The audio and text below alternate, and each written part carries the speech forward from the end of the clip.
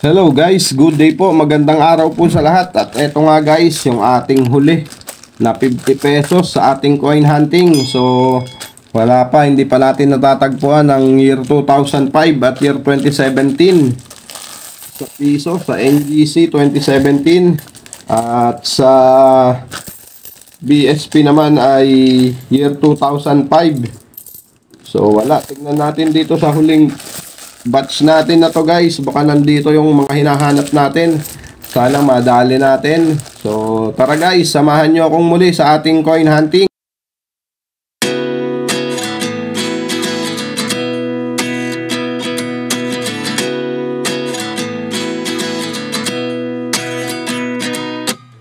At 29 and I find myself wondering what did happen to the last 10. I ran away with my life, fast forward, never turn back again. It's kind of funny that the more we pass time, the more... Okay guys, ayan. Siyempre bago tayo magsimula, ang aking pong pasasalamat sa aking mga subscriber. Maraming salamat po sa inyong lahat guys sa suporta sa ating channel. At lalong-lalo na po doon sa mga nag-share po ng ating video at sa mga patuloy na nagla-like sa ating video. Maraming salamat po sa inyong lahat guys. At sa bago po dito sa ating channel, welcome po dito sa Coins TV. At kung bago ka pa lang po at di ka pa nakasubscribe, pasuyo na po ng subscribe button dyan sa ibaba. At paki-like and share po ng ating video. At yung bell button po, wag mo pong kakalimutan para po updated ka po sa mga susunod pa nating coin hunting series at coin update. Okay guys, tingnan natin dito. Baka makadali dito ng makahilab-hilab. Okay, first coin natin, NGC, year 2018. Common. Next coin, 2018, common. And 2019, nano mint mark. 2019 ulit, common. At BSP naman, year 2011, common. Year 2018, nano mint mark. At year 2015, common. Next coin, another 2015. At NGC ulit, year 2019, so common.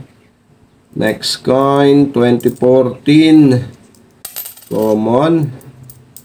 Next coin, uy, may 5 piso dito guys, oh. May 5 pisong nasalit guys, na isang piraso, year 2019, common. May nasalit na 5 piso dun, ah. Next coin, 2013, common. And 2018, common, low mint mark lang din. Next coin, year 2018, na low mint mark pa rin. And next coin, 2019. Napakadalang na rin ng 2017 dito sa NGC guys. Parang suntok sa buwan na lang din ngayon makakita ng 2017. Sobrang dalang na niya, para na siyang 2005 ng BSP. Okay, last coin natin, year 2019. So, common. At ayun nga, bokya pa rin tayo sa first batch. So, tignan natin dito sa second batch. Baka madali na natin. So, ang ating first coin guys, BSP. Na year 2015. Common. Next coin, year 2004, common. And 2018, na low mint mark, common. 2018, low mint mark pa rin. At 2019, na upper mint mark, common. Next coin natin, BSP naman, 2015, so common lang din. And another one. Next coin, 2019 na low mint mark. Common lang din sila ng upper mint mark. Okay. Wala, mukhang bokya tayo dito guys. Okay, 2019 na upper mint mark. Next coin, 2018 low mint mark. And 2019 common. And another one, 2019, common lang din. 2018, low mint mark, so common. Next coin natin, 2015, common. Next coin, 2017, so common.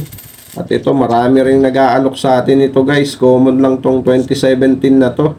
So i-update din natin to guys para sa mga nag-aalok sa akin at sa mga bago sa ating channel. Siya yung candidate natin for updating. So, common. Next coin, 2019, common. 2017. Next coin, 2018 na low mint mark, common. And 2015. So, wala guys. Kaya pa rin tayo sa ating coin hunting. Hindi natin natagpuan yung ating bubuo sa ating series na BSP. So ito guys, 2017 tayo dahil napakarami ring nag-aalok sa atin nito, nagme-message sa atin na 2017 na BSP. So alamin natin guys ang kanyang collector's value at ang kanyang frequency. So tara guys, ito ay die 3. So tara, punta tayo sa ating source n.numista.com at sa piso na NGC to guys. So pupunta tayo sa BSP na magnetic. So ayan guys, ayan ang kanyang features, makikita nyo dyan ang kanyang impormasyon. At diretso na nga tayo dito guys sa ating i-update na year 2017. So ayan guys, ang year 2017 ay may dalawang klase rin, dalawang variation. Ayan, ang kanyang 6% at 5%. So, parehas lang common yan guys. Isang die 2 at isang die 3. So, ang ating nahunt ay die 3. Ito. At ang kanyang collector's value guys. So, tingnan natin ang kanyang collector's value dito sa very fine, extra fine at AU condition. So, same lang silang tatlo guys. Merong 25 pesos. At ang kanyang frequency ay 5%, reverse 3 yung ating nahunt. Pero ito ay common lang guys. At etong 6% ang die 2 na mas common. Sa kanyang collector's value sa very fine, extra fine, AU condition at uncirculated condition ay 32 pesos. So, ayan, same lang silang apat. At sa mga nag-aalok sa atin yan, ayan po ang kanyang collector's value guys. Ang die 2 ay 32 pesos.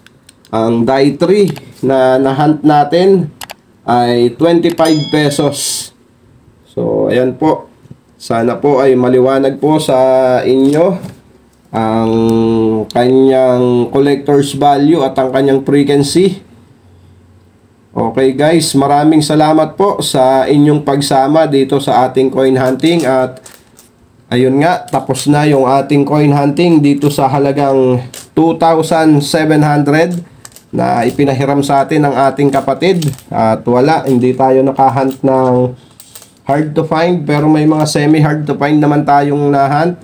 At sa susunod nating video guys, ipapakita ko sa inyo yung mga nahunt natin sa halagang 2,700 na yan. Okay, maraming salamat sa inyong lahat guys. Keep safe always and God bless.